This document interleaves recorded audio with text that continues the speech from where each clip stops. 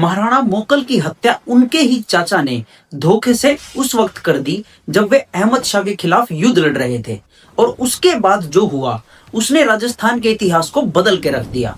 मेरा नाम है हर्ष और अब मैं आपको सुनाऊंगा महाराणा कुंभा की कहानी, जिसमें बदला, त्याग, शौर्य और विश्वासघात सब कुछ है। ये कहानी इतनी इंटरेस्टिंग है कि अगर आप आखिरी तक सुनोगे तो मजा भी बहुत आएगा और ज्ञान भी बहुत मिलेगा। मेवाड़ के राणा मोकल सिंह अपने धुर विरोधी अहमद शाह के खिलाफ युद्ध लड़ने गए थे।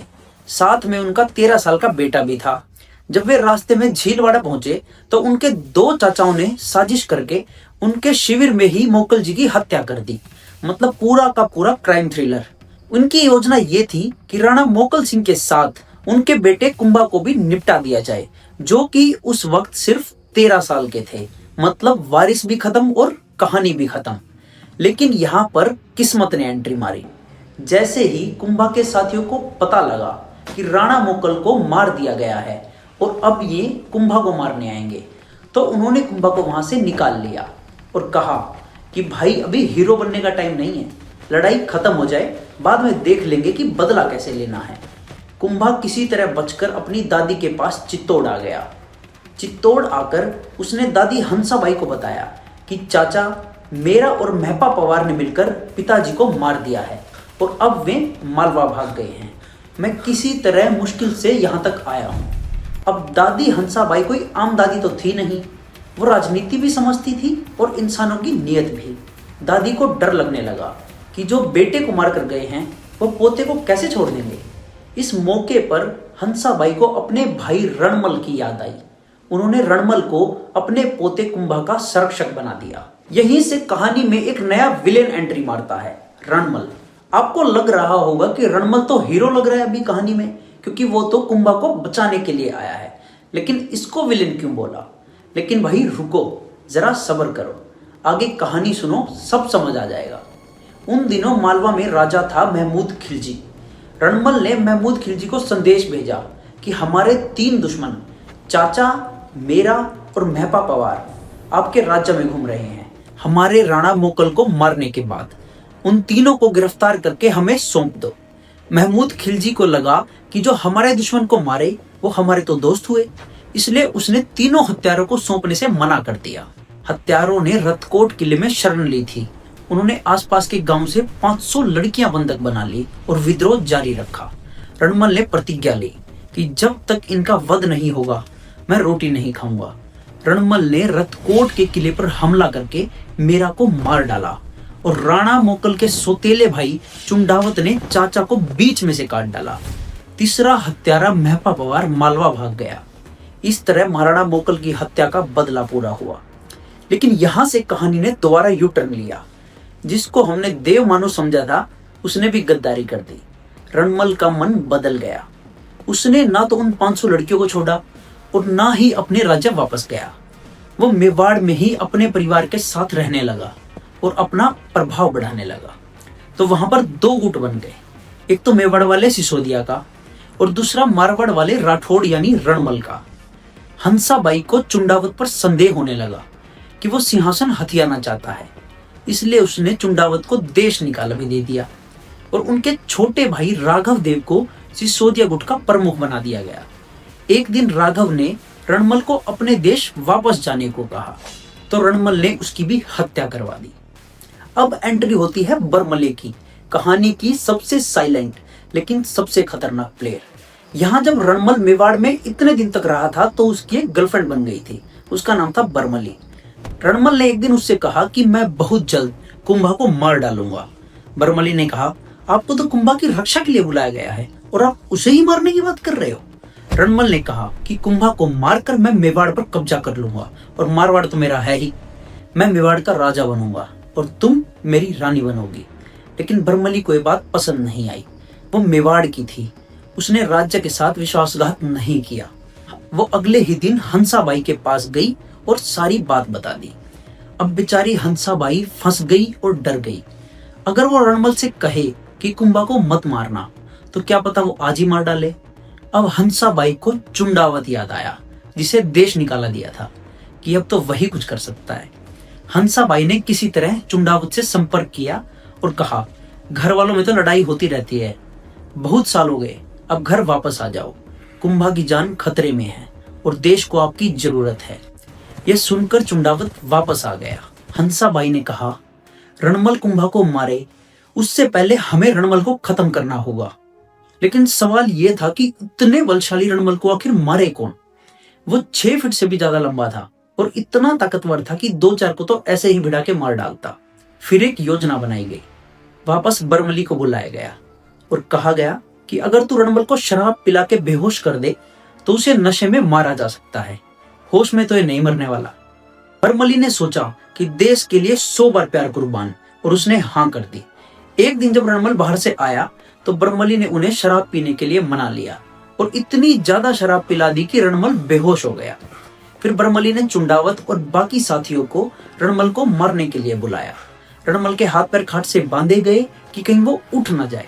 फिर एक आदमी उसकी छाती पर बैठा और रणमल की छाती पर चाकू मारा, लेकिन चाकू लगते ही रणमल होश में आ गया। वह चारपाई समेत उठ खड़ा हुआ, लेकिन फिर भी किसी तरह कंट्रोल करके उसे मार डाला गया। फिर उन्होंने सोचा कि किले के नीचे रहने वाले रणमल के बड़े बेटे जोधा और बाकी रिश्तेदारों को भी मार डाला जाए। जोधा और उसके साथी शाम को बैठे हुए संगीत सुन रहे थे।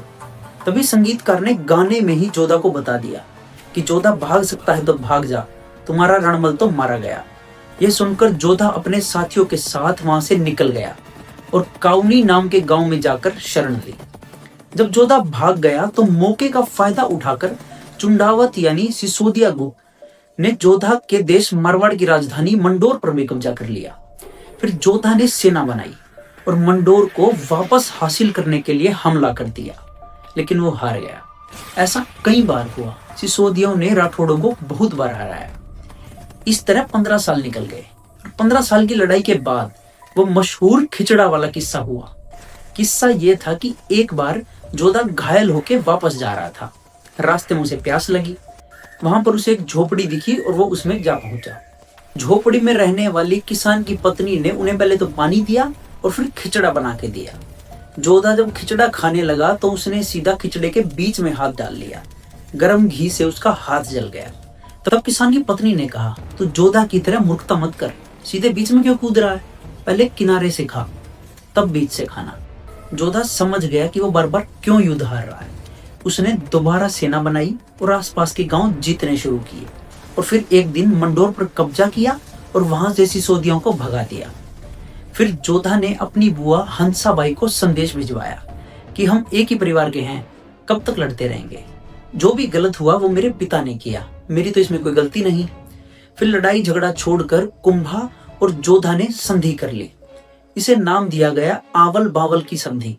मतलब जहां तक आवल के पेड़ हैं यानी हरियाली है, वहां तक है मेवाड़ यानी कुंभा का साम्राज्य, और जहां से बावल के पेड़ शुरू होंगे यानी रेगिस्तान शुरू होगा, वहां से मारवाड़ यानी जोधा का राज्य होगा। इस संधि को और ज्यादा मजबूत करने के लिए कुंभा के बेटे रायमल की शादी जोधा की बेटी श्रृंगार कंवर से कर दी गई। अब शुरू होती है कुंभा के असली शौर्य की कहानी। उनके पड़ोसी राज्य मालवा का राजा था महमूद खिलजी, जिसका पहले भी जिक्र हुआ था। उसका भाई उमर खान राजा बनना चाहता था। वो भागकर कुंभा के पास आया और बोला कि भाई कुंभा, मेरी हेल्प कर दे यार राजा बनने में। कुंभा ने सोचा कि दुश्मन का दुश्मन तो दोस्त होता है। फिर कुंभा ने उसकी मदद कर दी।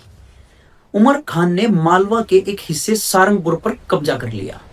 अब महमूद खिलजी ये देखकर युद्ध लड़ने आया तो कुंभा और उमर ने मिलकर खिलजी को हरा के भगा दिया। इस युद्ध को जीत के कुंभा ने चित्तौड़ में विजय स्तंभ बनवाया। एक और किस्सा है कुंभा की बहादुरी का।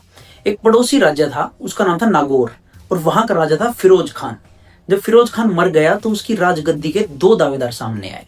एक तो फिरोज का बेटा शम्स खान और दूसरा फिरोज का भाई मुजाहिद खान, मतलब चाचा और भतीजा। दोनों की लड़ाई हुई और उसमें मुजाहिद खान यानी चाचा जीत गया और वो राजा बन गया।